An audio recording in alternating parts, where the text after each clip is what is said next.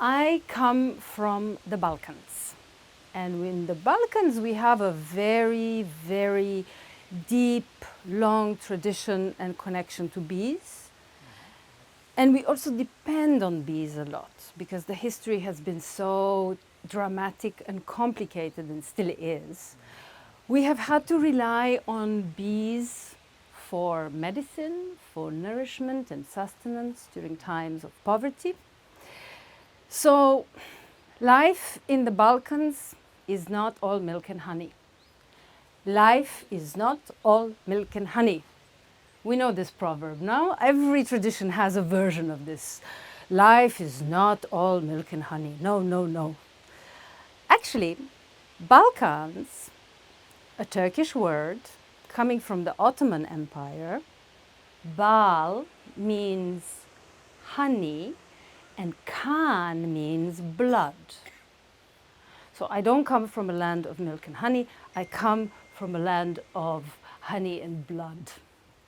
And talking about blood, my own personal relationship with bees goes back to a great-great-great-great-grandmother who, when she married my great-great-great-great-grandfather, she brought bees as her dowry, her trousseau.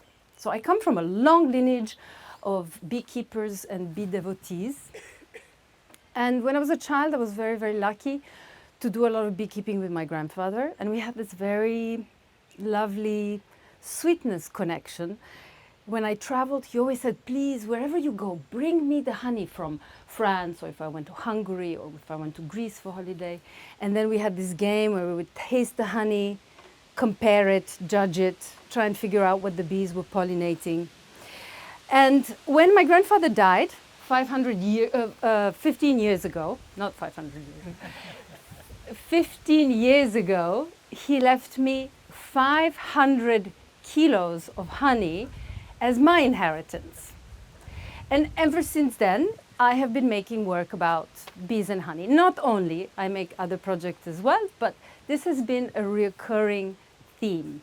And what you see behind me here is a kind of homage to the common bee and to my grandfather. It's called the Bee Memorial, and it's a one-to-one replica of the classic Langstroth hive, as they're called. You may have noticed some on the way here.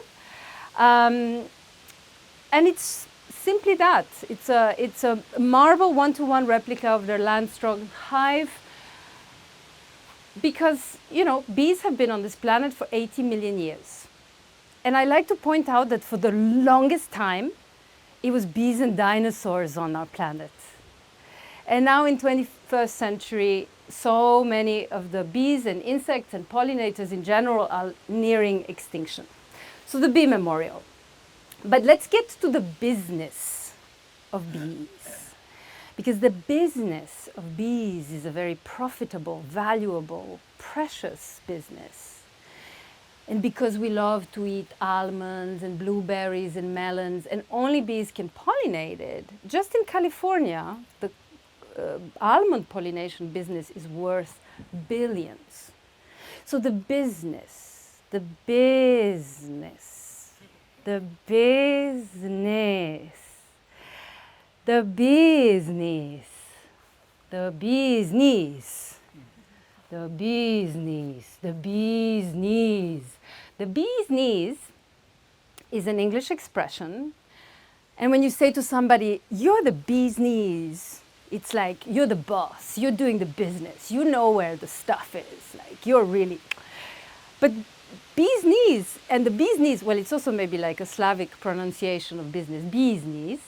It's also a scientific fact because when bees pollinate, to carry the nectar back into the hive, they actually place it behind their knees. So we have an expression and a scientific fact combined together.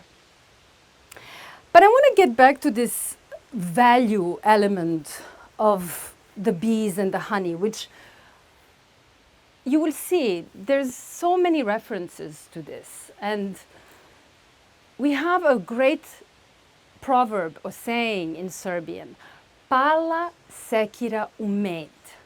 Pala sekira umed. Translated, pala sekira umed, drop your axe in the honey. Drop your axe in the honey.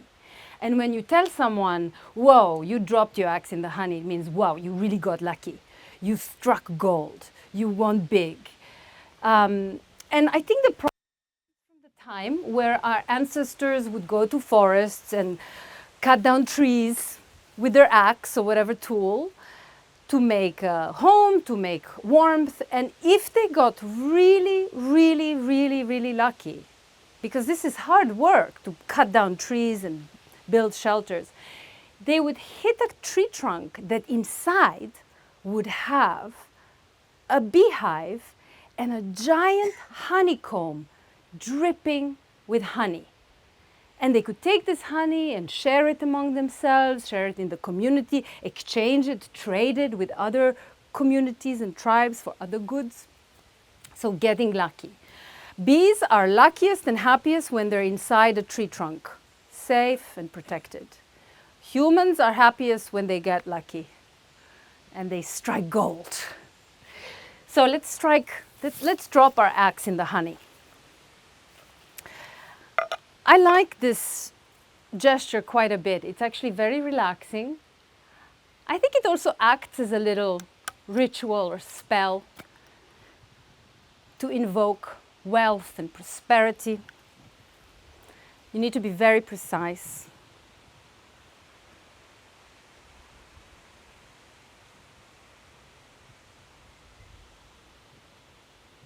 Drop your axe in the honey.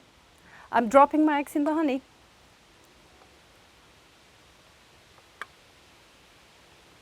Does anyone want to try? Yeah? No? Okay. You can try it at home. Butter knife also works really well.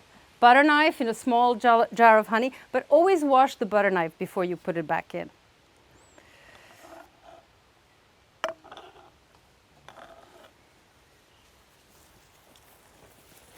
Thank you.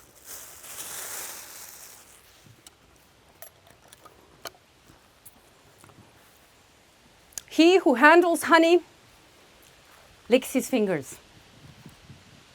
Also a version of this in many, many cultures.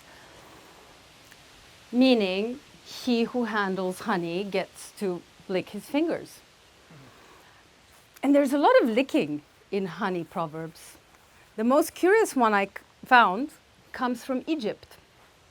And as you may know, Egyptians were great honey and bee worshippers and lovers. And the honey found in the pyramids, you could still eat it. Because if you close and preserve honey properly, it lasts forever. The licking proverb.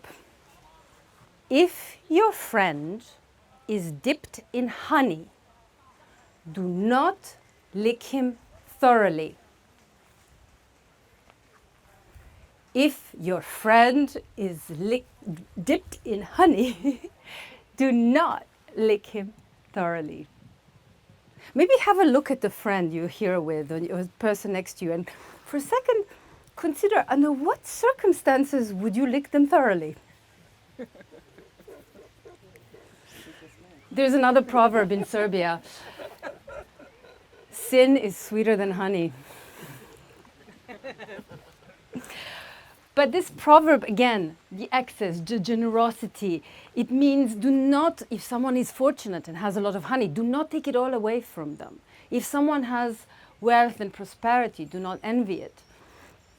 Do not be greedy and take it away. Do not abuse the hospitality of the other. So some of the proverbs we can interpret. But then I came across some proverbs which are kind of mysterious. Particularly a Bulgarian and very Bruegelian proverb that says, when the sea turns to honey, the beggar loses his spoon. When the sea turns to honey, the beggar loses his spoon. It's quite beautiful, cinematic. We can imagine the river here turning to honey. So some sort of a miraculous, magical event, but then a spoon, a call for resourcefulness. If there is hope, you must be ready, but with something larger than a spoon, or swim or float. I don't quite know, but I think it's a beautiful idea. The other component of bee proverbs that I found quite interesting is the duality. Words are like bees, both honey and the sting. Words are like bees, both honey and the sting. And many, many poets have used this metaphor of bees and honey to describe love and life, because what is more perfect? On one hand, the sweetness, the joy, the happiness, the sensuality, and on the other hand, the suffering, the pain, the heartache, honey in the mouth, poison in the heart. Honey in the mouth, poison in the heart. So this conflict. From the same flower, the bee gathers honey and the spider poison. From the same flower, the bee gathers honey and the spider poison. You collect more bees and flies with honey rather than vinegar. So many versions of honey and vinegar in Proverbs, in every culture. Honey and vinegar. Which got me thinking, what came first, the Proverbs or salad dressing recipes? Because what is more perfect than honey, vinegar, olive oil, pinch of salt, vinaigrette? So we have the access, we have the duality, the sweet and the sour, the tart and the sweet.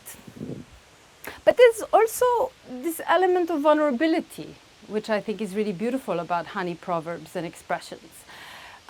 There's an old tradition in many cultures where the beekeeper is required to get very, very, very close to his or her hives and tell the bees all the important things that are happening in their life. No secrets. No secrets. The idea is that you have to be honest to the bees, for the bees to serve us, to take care of us, to give us honey, to pollinate. They need to know the truth. So my grandfather told his bees when he fell in love with my grandmother, and when they got married, and when my father was born, and when my parents got married, and when I was born, and when the war started in the Balkans, everything. We have another tradition also kind of exploring this idea of vulnerability, where the beekeeper takes off his or her pants and underwear and gets very, very, very close, very calmly, very gently, in a very relaxed way, and touches the beehive with the bare bottom, exposing the most vulnerable, private parts to the mercy of the bees. This is trust. So with this in mind, with this vulnerability, I invite you to continue your tour of this beautiful landscape and exhibition. And thank you all for coming. And we have to give a really, really big applause to the bees for all the work they do for us. To the bees!